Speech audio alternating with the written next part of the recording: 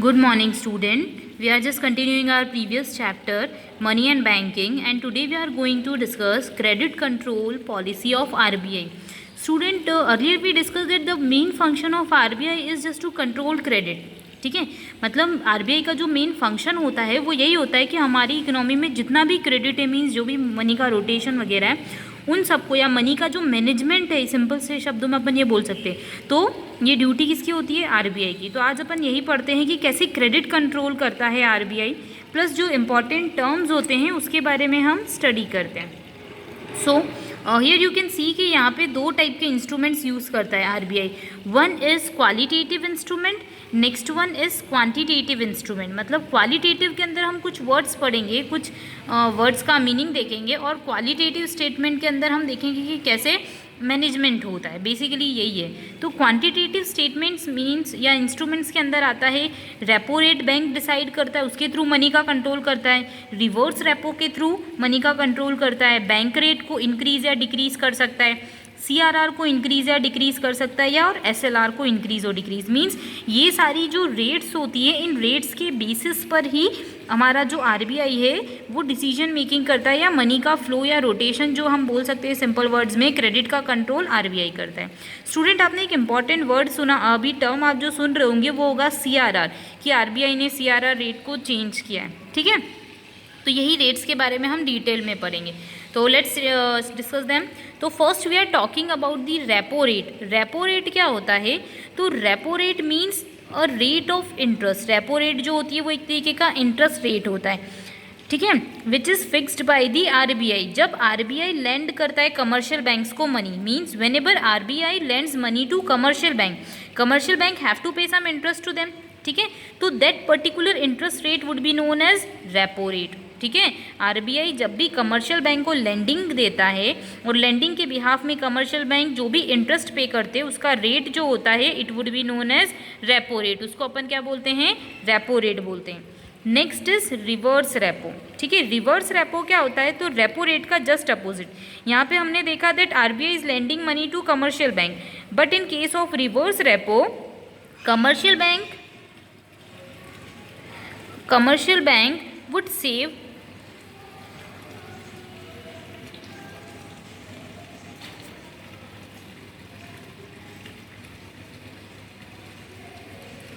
Commercial bank would deposit money to RBI. Means जो commercial bank होते हैं वो किसके पास मनी डिपॉजिट कर सकते हैं?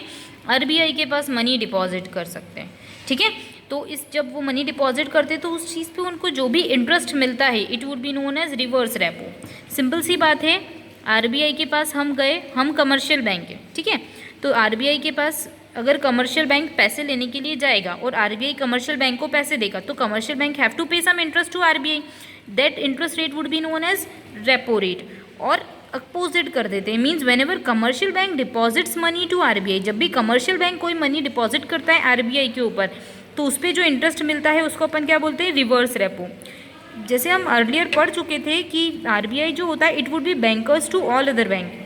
मतलब जैसे अगर हमें पैसे की ज़रूरत होगी तो हम बैंक के पास जाएंगे, but when ever bank requires money, ठीक है, जब भी हमारे शेड्यूल या कमर्शियल बैंक को पैसे की ज़रूरत होती है दे वेंट टू आरबीआई, वो आरबीआई के पास जाते हैं। तो इस ट्रांजेक्शन्स के थ्रू आप समझ सकते हो कि आरबीआई रेपो रेट और रिवर्स रेपो को कैसे मैनेज करता है। ठीक है, अब next we are talking about the bank rate. Bank rate क्या होता है? तो bank rate means whenever RBI lend money to commercial bank, जैसा हमने पहले पढ़ा था, जब भी आरबीआई जो होता है वो मनी लेंडिंग करता है कमर्शियल बैंक को, then directly you can say कि commercial bank have to pay some interest to RBI. ठीक है, तो in that case the rate of interest would be known as bank rate. अब आपके मन में क्वेश्चन आया होगा कि मैम रेपो रेट में भी तो यही था कि आरबीआई ने कमर्शियल बैंक को पैसे दिए, बैंक रेट में भी आरबीआई कमर्शियल बैंक को पैसे दे रहा है, तो दोनों के बीच में डिफरेंस क्या है? तो डिफरेंस इज दैट कि यहाँ पे जो मनी मिलती है, means in case of bank rate the money is issued, या फिर वी कैन से कि the lending would be done without any security. Means commercial bank need not to secure any money, sorry any assets. Commercial bank को कुछ भी asset secure करने की ज़रूरत नहीं पड़ती है, but in case of repo rate they have to secure. ठीक है, उसके अंदर सिक्योरिटी की रिक्वायरमेंट होती है। तो वी कैन से कि ये बैंक रेट जो होता है it is for immediate cash requirement. Means जब भी कमर्शियल बैंक को एकदम से सडनली कैश की ज़रूरत होगी तो वो किसके पास चल जाएंगे?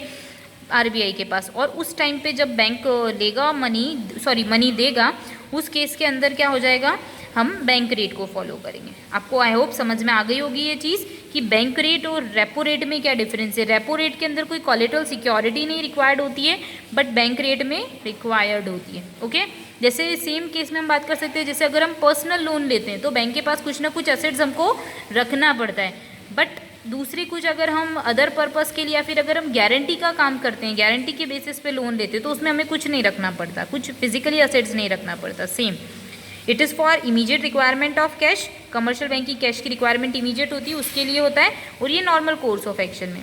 अब अपन आगे के दो टर्म पढ़ते हैं, CRR और SLR, statutory liquidity ratio and cash reserve ratio. So let's discuss cash reserve ratio की कैश रिजर्व रेशियो क्या होता है। तो it is a cash reserve. आप इस चीज़ को ना लर्न करने से बेटर है समझ लो।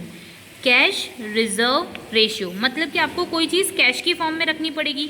Reserve means undistributed part of profit, means whatever part which had not been distributed by you in a form of cash would be known as cash reserve ratio. ठीक है, तो we can say कि it is a cash reserve of a commercial bank which they have to kept with RBI. मतलब ये एक तरीके से हमारे लिए स्टैट्यूटरी कंपल्सरी पेमेंट हो जाएगा।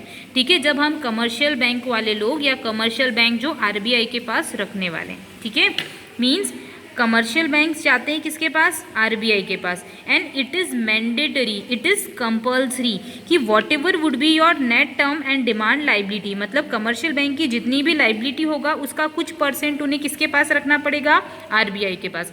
It would be known as cash reserve ratio. इस चीज़ को अपन क्या बोलते हैं, CRR या कैश रिजर्व रेशियो। एक बार अपन एग्जाम्पल लेते हैं और फिर समझ लेते हैं। ओके, जस्ट अज्यूम यहाँ पे हमारे पास एक कमर्शियल बैंक और यहाँ पे है आरबीआई। ठीक है, कमर्शियल बैंक क्या करता है, मनी लेंडिंग का काम करता है, मतलब सारे लोगों को पैसे देता है। इट मीन्स देता भी है प्लस कमर्शियल बैंक लोगों से पैसे लेता भी है। तो अब ABC कुछ लोग थे, उन्होंने पैसे किसके पास डिपॉजिट कर दिए, कमर्शियल बैंक के पास। तो जल्दी से बताओ कमर्शियल बैंक की लाइबिलिटी है कि नहीं उनको रुपए रीपे करने की। यस, सीधी सी बात है, लाइबिलिटी है। तो इस केस में कि कहीं ना कहीं जैसे हमने देख रखा है ना विजय माल्या साहब, या फिर हम बात कर सकते हैं दूसरे कई लोगों की जो बैंकक्रप्ट हो गए और लोगों के पैसे लेके चले गए, तो सेम वे में ऐसी कंडीशन इकोनॉमी में नहीं आए, इसलिए आरबीआई ने एक रोल बनाया या एक प्रोफॉर्मा बनाया जिसके अंदर उन्होंने ये डिसाइड किया that all commercial bank have to deposit some percentage of net term and demand liability with RBI. ठीक है, आरबीआई ने ऐसा बोला कि आप अपनी जो भी आपकी लाइबिलिटीज़ है, ठीक है, उसका कुछ परसेंट आप हमारे पास कैश की फॉर्म में रख दो। ठीक है, आप कैश की फॉर्म में रखना ज़रूरी है, सो दैट कभी अगर बैंक का कुछ प्रॉब्लम होता है, जैसे नीरव मोदी वाला केस हो जाता है, तो आरबीआई थोड़ा सा सपोर्ट कर सकता है, लोगों के पैसे जो हो वो वेस्ट ना हो। इसलिए आई होप ये सही समझ में आ गई होगी।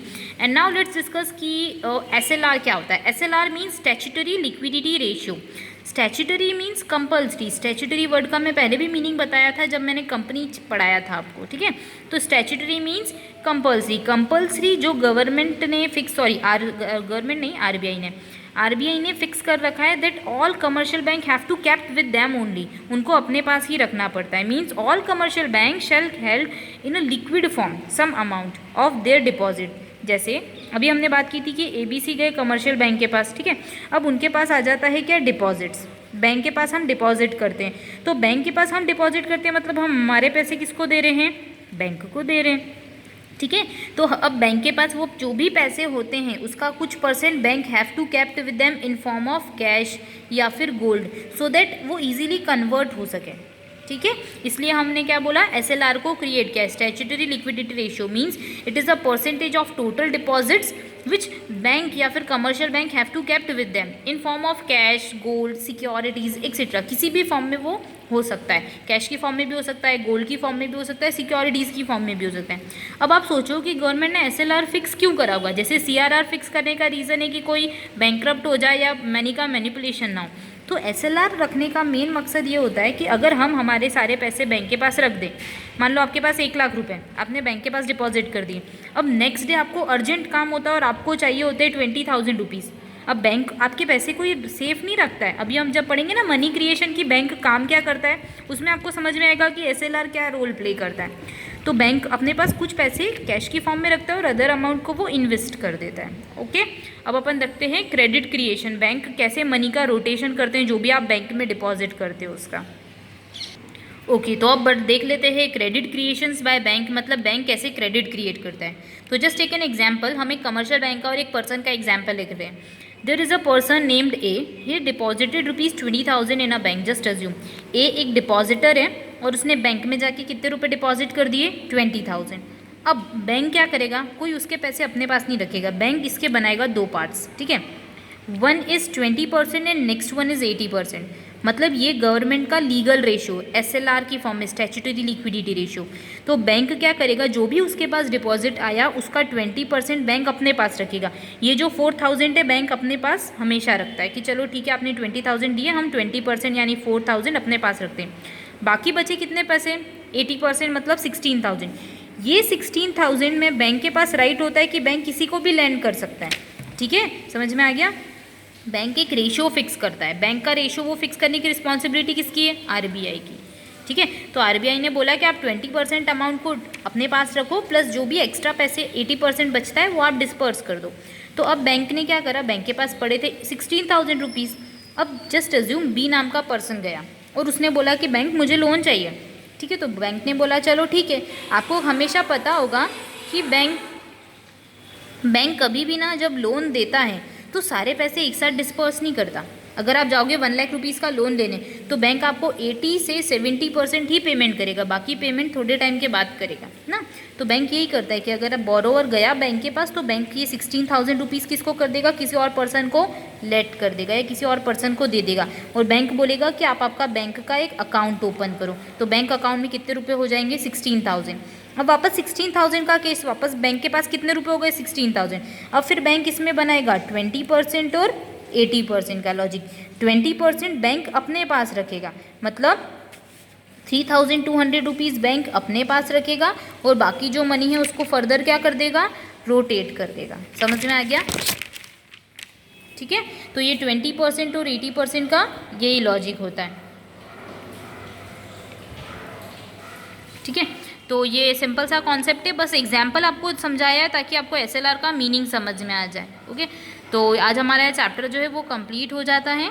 अगर आपको कोई डाउट है तो आप पूछ सकते हैं, प्लस आप अपने स्कूल की जो साइट है या चैनल है उसकी प्लेलिस्ट में जाके देखना, आपको सारे वीडियोस पार्ट वाइज दिखेंगे। Okay, thank you.